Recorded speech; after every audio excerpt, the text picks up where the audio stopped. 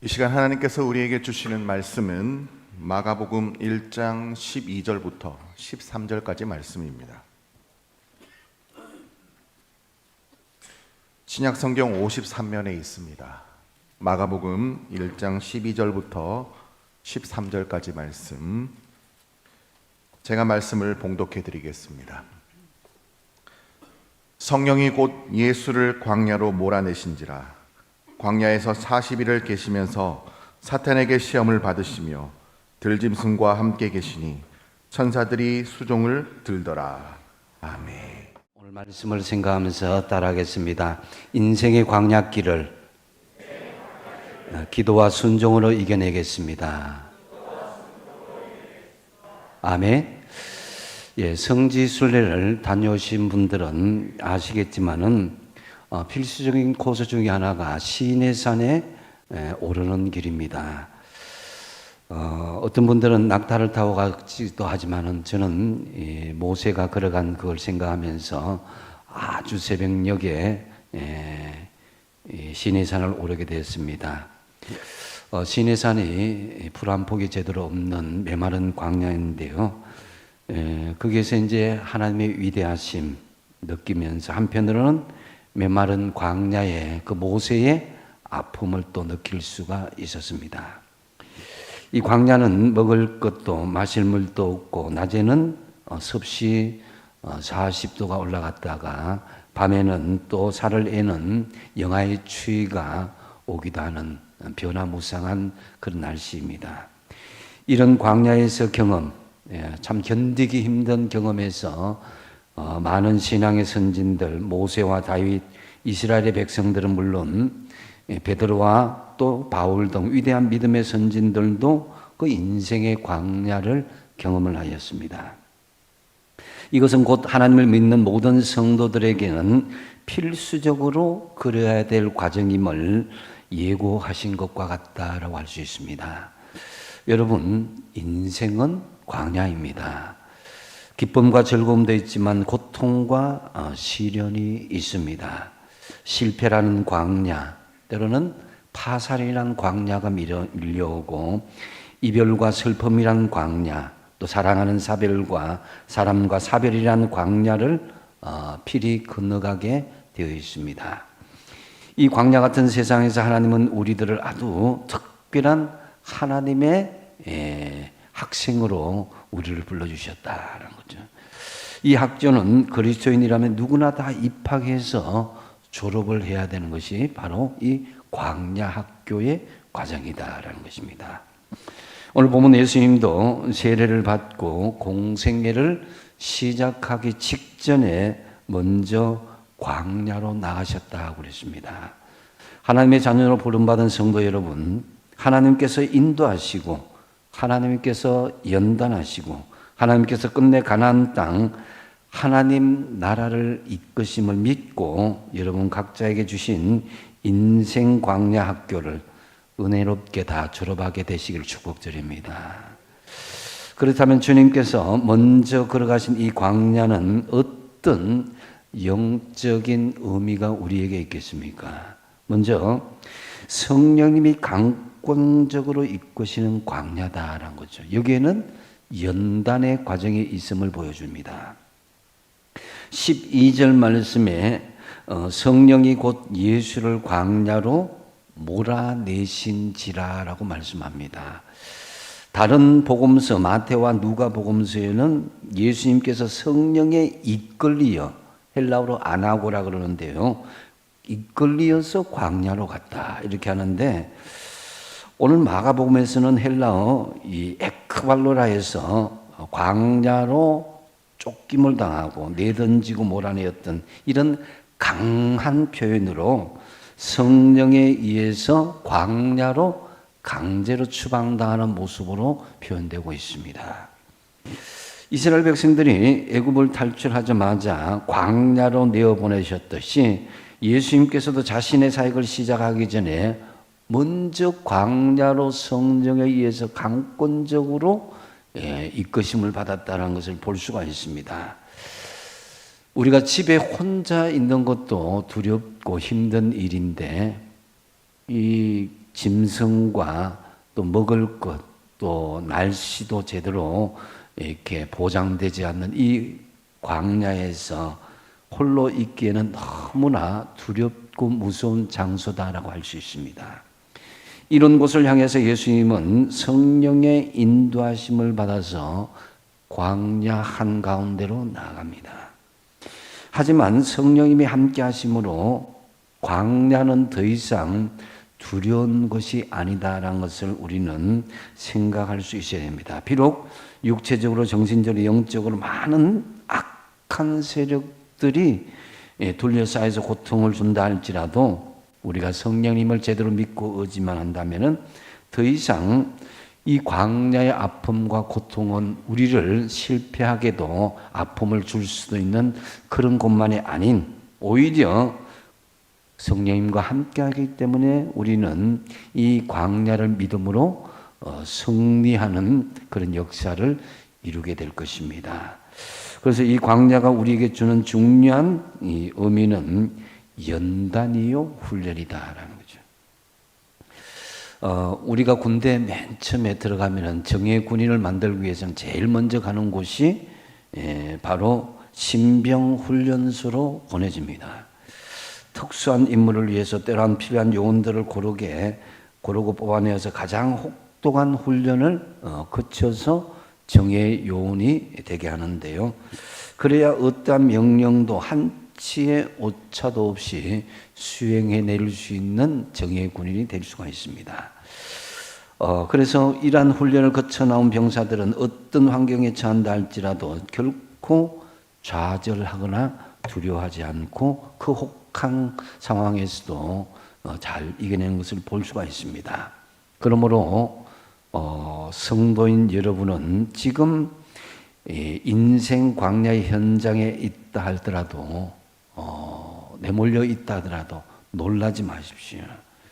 성령님이 함께 하실 뿐만 아니라 광야에서 우리를 단련하시고 훈련하셔서 하나님 나라에 들어가기에 합당한 존재로 만드시고자 하는 하나님의 사랑이 이 광야 속에 있다는 것을 믿으시기 바랍니다. 그렇기 때문에 성령님이 주관하시는, 강권적으로 주관하시는 인생 광야다 생각하면 우리 마음속에 안심이 되는 거예요. 우리 생각에는 좀 어려움 없이 모든 인생이 술술 풀리고 형통하면 좋겠지만은 하나님은 결코 우리 인생을 그런 것만 주진 않습니다. 음식을 만드는데 여러분 한번 생각해 보십시오. 달달한 설탕만 넣는다면은 음식 제대로 먹을 수가 없잖아요. 맛있는 음식이란 달콤한 설탕도 필요하지만은 짠 소금도 필요하고 신 식초도 필요하고 매운 고추도 필요한 것입니다. 그래야 제맛이 나는 것이죠. 로마서 5장 3절 4절 말씀을 같이 한번 읽어보겠습니다. 시작. 다만 이뿐 아니라 우리가 환난 중에도 즐거워하느니 이는 환난은 인내를, 인내는 연단을, 연단은 소망을 이루는 줄 알미로다. 아멘. 이 환난, 이 광야라는 환난, 이 환난 속에 인내, 인내 속에 연단, 연단 속에 결국 하늘나라의 소망을 우리에게 주신다라는 거죠. 그래서 세상 사람들은 그 인생 광야를 비극적으로 생각할지 몰라도 믿음의 사람들은 인생 광야를 희망적으로, 희극적인 모습으로 바라보는 것이 정상적인 믿음의 모습이다라는 거죠. 참새 한 마리도 주님의 허락 없이는 땅에 떨어지지 않는다고 그랬습니다. 여러분들이 광야에서 고독함을 느낄 때 하나님께서는 여러분의 눈물 한 방울, 애통하는 한숨 소리도 다 듣고 계신다라는 거죠. 왜냐? 성령님이 우리와 함께하고 있기 때문에. 욥기 23장 10절에 욥의 고백을 들어보면 그가 나를 단련하신 후에는 내가 순금같이 되어 나오리라. 이 고백이 저와 여러분의 고백이 되시기 바랍니다. 명품은 장인의 손을 거쳐야 명품이 되는 거예요. 하나님의 손길, 성령님의 손길로 통해서 여러분의 인생 광야에서 하나님께서 손으로 다듬고 계신다. 이 생각을 할 수 있어야 된다. 우리는 그래야 하나님의 명품으로 온전히 재생될 수가 있는 거예요. 다른 피조물들은 말씀으로 창조하셨지만 사람은 하나님의 손으로 직접 빚으셨고 유일하게 생기를 그 코에 풀어넣으셨다고 그랬어요.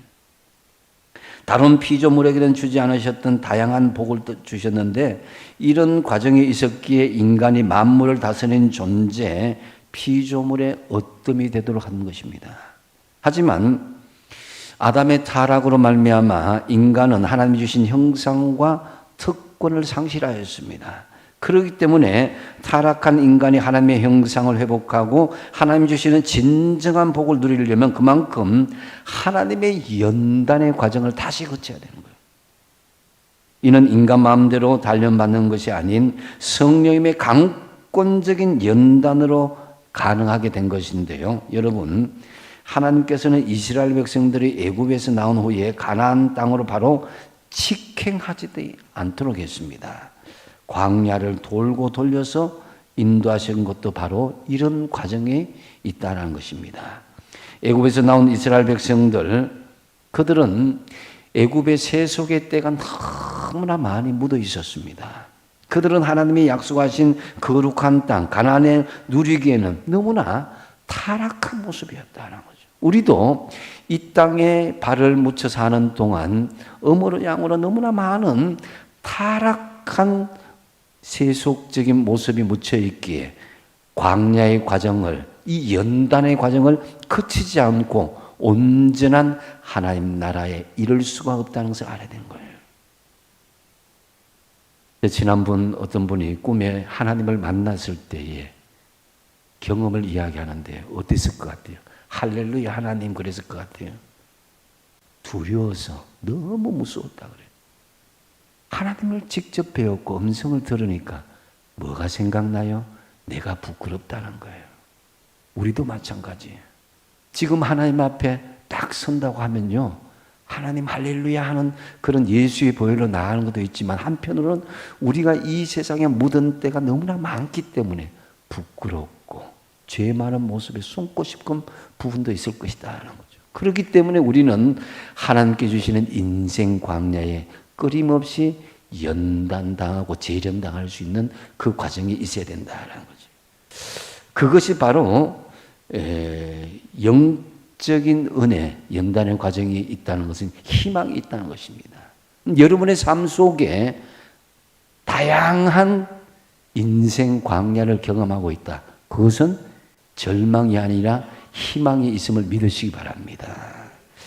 에레미야서 29장 11절이 그 말씀인데요. 같이 한번 읽어보겠습니다. 시작. 여호와의 말씀이니라. 너희를 향한 생각을 내가 아나니 평안이요 재앙이 아니니라. 너희에게 미래와 희망을 주는 것이니라. 아멘. 에레미야 시대에 이스라엘이 완전히 멸망하였지만은 남북 왕조가 멸망한 그 가운데 하나님께 주시는 메시지는 뭐냐? 멸망한 중에 너희들에게 희망을 주는 것이다 라는 거죠. 진정한 인생의 광야, 선맛을 깨닫고 그것을 강하게 정화되고 연단받고 난 뒤에 너희들이 진정한 하나님의 백성으로 세워질 것이다 라는 거죠. 여러분, 인생 광야의 두려움 속에서도 두려워하지 않고 죽을 수밖에 없는 우리 인생을 살게 하신 주님 안에서 가면서 성령 안에서 희망을 가지시는 저와 여러분 되시기 바랍니다. 하나님은 우리에게 연단을 주시되 성령님을 통해서 깊은 연단의 광야를 통해서 미래의 희망이 있음을 믿고 여러분의 주신 광야 피하지 말고 당당하게 돌파하시고 이겨내시길 축복드립니다. 그 다음에 또한 광야는 어떤 영적인 의미가 있느냐? 사탄의 시험을 받는 광야다. 그러기 때문에 어떻게 이기게 되느냐? 기도함으로 이겨내는 것이 바로 광야다라는 거죠. 13절 상반절에 보면은 광야에서 40일을 계시면서 사탄에게 시험을 받았다 그랬습니다. 예수님은 광야 40년을 계시면서 40일을 계시면서 사탄에게 시험 받았다 했는데 이 사탄에게 시험 받는 것을 이겨내기 위해서는요, 기도하는 것만큼 다른 방법이 없는 거예요. 여러분의 인생 광야를 이겨내는 그 과정들에게 기도 없이 이겨낸다는 것은 거짓말입니다. 하나님과 영적인 관계, 하나님과 영적인 대화가 있어야 이 여러분에게 주어진 인생 광야를 당당하게 이겨낼 수가 있는 것입니다. 이것을 히브리 원어로 보면은 더 생생하게 알 수가 있습니다. 히브리어로 광야는 미드바르다 그랬습니다. 근데 그 어원이 따바르라 그랬는데요. 따바르는 말하다, 대화하다 이런 뜻이에요. 자, 광야는 적막한 곳이며 말하는 사람이 없는 곳인데 아무런 소음이 없는 이곳에 왜 말하다라는 말에서 이 광야가 유래하고 있습니까? 그것은 광야에서는 하나님이여 나를 살려주십시오라고 하나님께 부르짖을 수밖에 없는 곳이요, 그 기도를 들으시고 응답하시는 하나님의 말씀, 하나님의 음성이 있는 곳이기 때문에, 하나님이 말하는 곳이기 때문에 바로 이 미드바르, 따바르라는 이 말하다는 말에서 유래된 것이다 라고 할 수 있습니다. 여러분의 삶을 한번 보십시오. 우리의 삶은 쉼 없는 광야를 계속 만나는 것을 볼 수가 있습니다. 때로는 절망의 광야, 또 질병의 광야, 마음의 상처의 광야를 만나고 실패의 광야를 만나죠. 이 광야에서 하나님은 우리의 부르짖는 말과 기도를 들으시고 응답하시는 하나님의 음성이 우리에게 들려지는 것, 이게 진정한 광야의 모습이다라는 거죠. 그러면 여러분, 이 먼저 기도가 터져야 되는데 어떻게 우리가 하나님 앞에 기도해야 됩니까? 광야에서 하나님 살려주세요. 어떻게 해요? 그렇게 할 수는 없다는 거죠. 이사야에서 58장 1절을 한번 읽어보겠습니다. 시작. 크게 외치라. 목소리를 아끼지 말라. 내 목소리를 나팔같이 높여 그의 백성에게 그들의 허물을, 야곱의 집에 그들의 죄를 알리라 그랬어요. 여기 이제 금식하면서 기도하는 건 할 때 이 광야 같은 인생 중에 너희들 진짜 힘든다면은 조용히 하지 말고 크게 외치고 목소리를 아끼지 말고 너희들 크게 하나님 앞에 외치라는 거예요. 하나님은 다윗을 왕궁 속에만 두지 않았습니다. 그가 이스라엘의 왕으로 세워지기까지 너무나 심각한 인생 광야를 경험하게 했습니다. 다윗의 시편이 바로 이 광야에서 드렸던 기도가 대부분이라는 것을 알 수가 있는데요. 하나님은 이 광야를 통해서 하나님의 백성을 다듬으시고 훈련시켜 가시는데 이 광야에는 정말 아무것도 의지할 게 없어요. 아는 사람도 없고 돈을 빌릴 만한 은행도 없고 시장도 없고 병원도 없고 어떻게 인간적으로 의지할 그것이 없습니다. 오로지 하늘에서 주시는 은혜가 아니면 생존하기 어려운 장소가 바로 광야인 것이죠. 하지만 다른 각도에서 보면은 아무것도 없기에 하나님을 만날 수 있는 가장 좋은 장소이다. 아무 소리도 들려오지 않는 곳이기에 조용히 하나님의 음성을 들을 수 있다는 거죠. 사방이 조용할 때 평소 듣지 못하던 세미한 음성. 이 참으로 엘리야가 너무 힘들었을 때 하나님 로뎀나무 아래에서 나 죽여주십시오. 힘듭니다. 이렇게 했을 때 엘리야는 바람이 불 때 하나님이 나타나는가, 지진이 막 울릴 때 하나님 나타나는가, 막 불이 왔다 갔다 때 하나님 나타나는가, 그게 아니었어요. 최종적으로 세미한 음성으로 광야에서 소란한 도시에서는 들을 수 없는 세미한 그 광야에서 엘리야야, 엘리야야,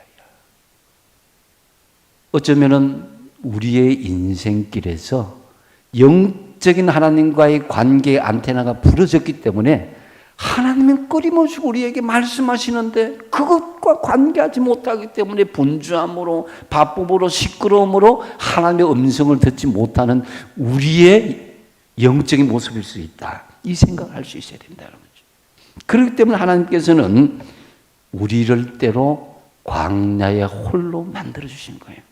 하나님의 음성에 집중하기 위해서.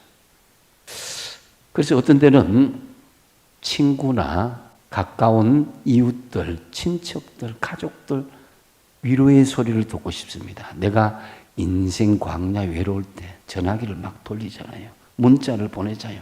나 외롭다, 힘들다, 뭐 어떻다 저떻다 하는데 시간을 두고 길게 바라보면 진짜 위로가 되지 않아요.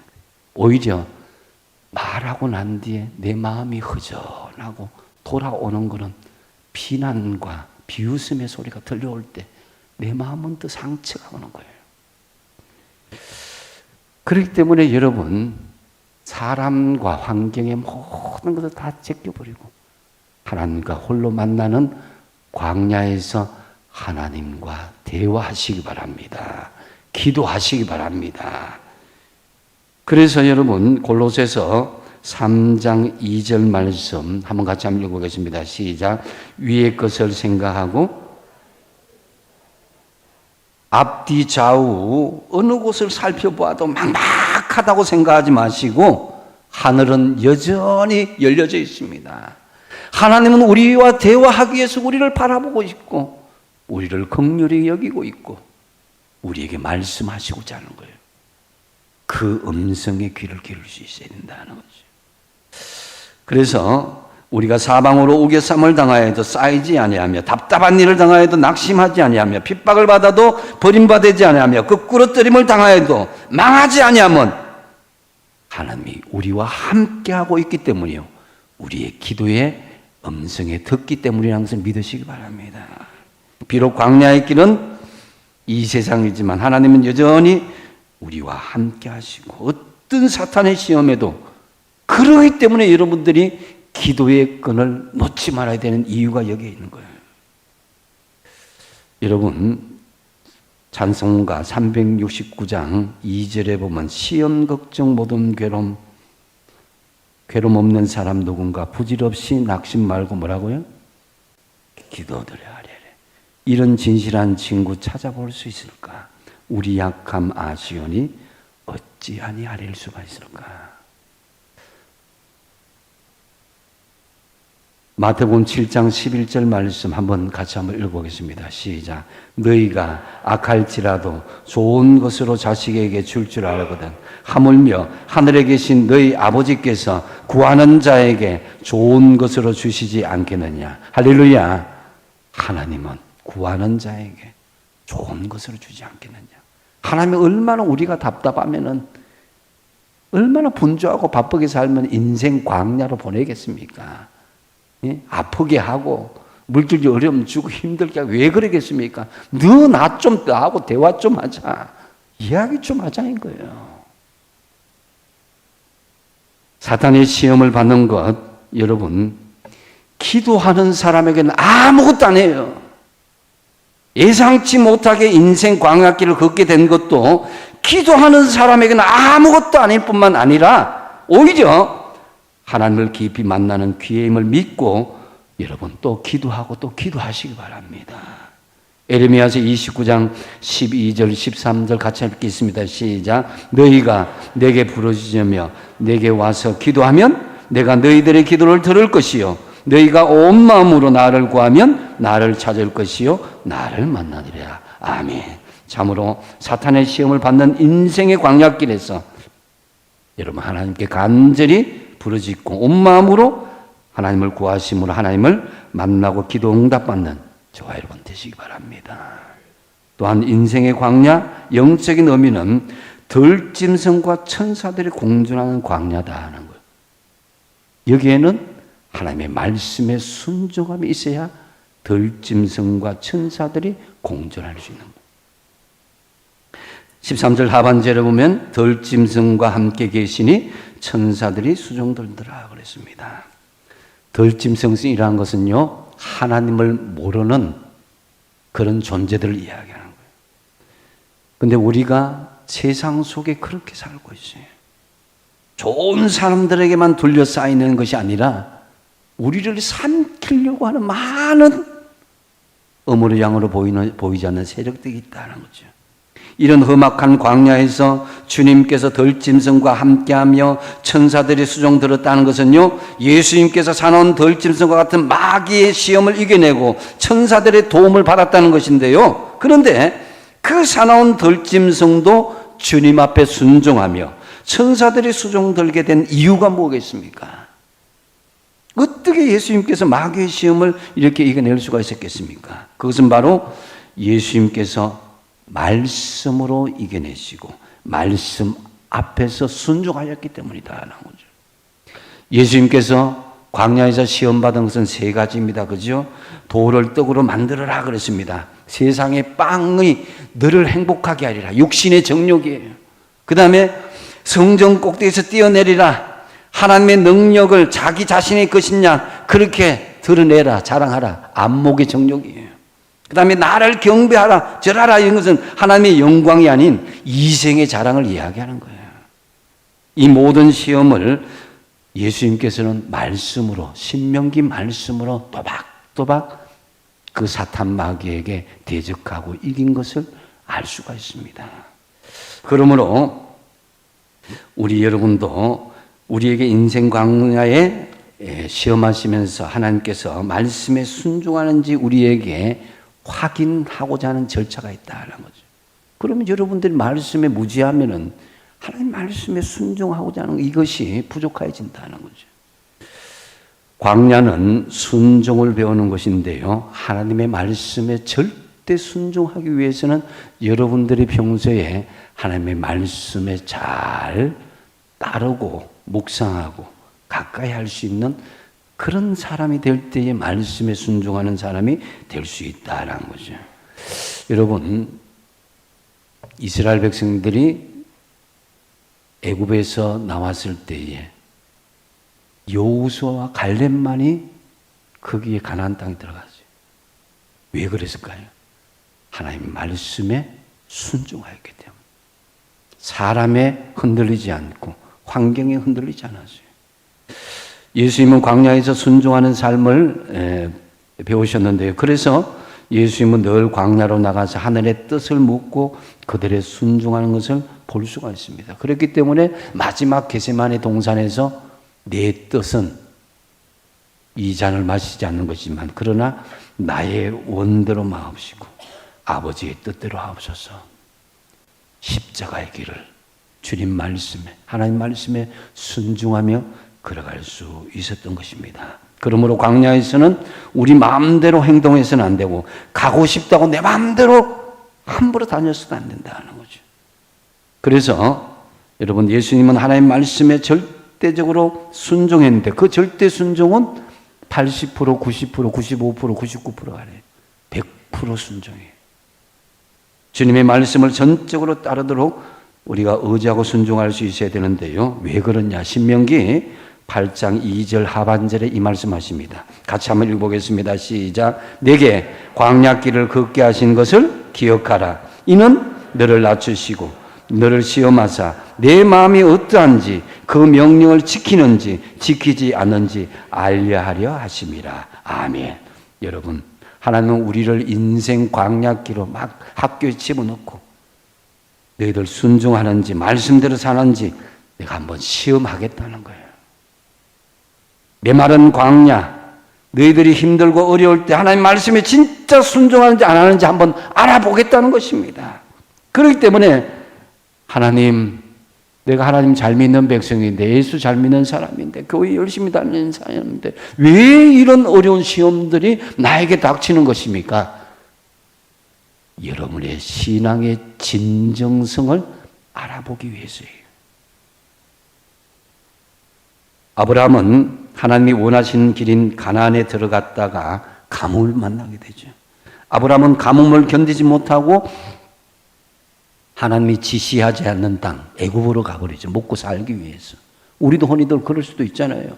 하나님 예수 믿고 교회 다녀야 되지만 내 입이 석자인데, 내 코가 석자인데 내 먹고 살기 위해서 주일 어겼습니다. 먹고 살기 위해서 하나님 제대로 예물 못 드렸습니다. 할 수도 있어요. 근데 애굽으로 갔다가 어떻게 됩니까? 사라를 바로에게 빼앗길 뻔했고 부끄러움 당하고 결국 그 애굽에서 가나안으로 다시 돌아올 수밖에 없었던 것입니다. 요나도 마찬가지로 요나는 하나님이 원하시는 니느웨 대신에 자기가 원하는 다시스로 가고자 했지만 어려움을 당했습니다. 폭풍을 만나게 되고 바다에 던져지게 되고 결국 거기에서 하나님을 만나서 다시 돌이키게 되는 것을 볼 수가 있습니다. 하나님이 원하시는 길만이 여러분 형통한 길임을 믿으시고 우리가 원치 않는 비록 광야 길일지라도 말씀에 순종하기로 결단하는 저와 여러분 되시기 바랍니다. 말씀을 맺습니다. 지금도 우리 인생 광야길은 계속 이어지고 있습니다. 나는 가기 싫더라도 하나님은 강권적으로 나를 광야로 몰아내실 때가 있습니다. 이런 우리 인생의 광야길 우리가 어떻게 돌파하고 이겨낼 수가 있겠습니까? 첫 번째로 성령님이 강권적으로 이끄시는 광야, 하나님이 주시는 연단의 과정임을 받아들여야 되는 거예요. 왜냐? 성령님이 함께 하시고 하나님이 함께 하시기 때문에. 두 번째 뭡니까? 사탄의 시험을 받는 광야인데 어떻게 이겨낼 수 있다고요? 기도로 이겨내야 돼요. 사탄의 시험을 받는 인생 광야길에서 하나님은 이제 나만 바라보라는 거예요. 나에게 간절히 부르짖고 온 마음으로 하나님을 구하라는 거예요. 그러면 하나님 만나주시고 응답해 주시겠다는 거예요. 그리고 세 번째 뭡니까? 덜짐승과 천사들이 공존하는 광야. 함부로 세상을 다스릴 수도 없고 천구 천사를 우리가 어떻게 다스릴 수가 있겠습니까? 그러나 우리가 말씀에 온전히 순종할 때 악한 사탄의 세력도 천군 천사도 우리를 하나님께서 온전한 믿음의 자녀로 이끄는 데 도움을 받는 세력으로 세워주신다는 거죠. 덜짐승도 순한 반려동물처럼 함께하고 하나님의 천군 천사의 도움을 받으려면 하나님의 말씀에 절대 순종할 때만 광야 생활이 온전히 정리될 수가 있다는 거죠. 참으로 여러분의 인생 광야 한번 가만히 스스로 생각해 보시면서 이 광야 성령님과 함께 은혜롭게 연단받으면서 기도함으로 사단의 시험을 담대하게 이겨낼 뿐만 아니라 말씀에 순종함으로 대적하는 세상 무리들을 잠잠케 하고 천군 천사의 호의를 받으면서 광야 인생을 믿음으로 잘 돌파하며 승리하시는 저와 여러분 되시기 바랍니다. 기도하겠습니다. 아버지 하나님, 우리 인생 광야길, 강권적으로 연단하시는 인생 광야길을 기도와 순종함으로 피하지 않고 당당하게 돌파하며 이겨내게 하여 주시옵소서. 예수님의 이름으로 기도하옵나이다. 아멘.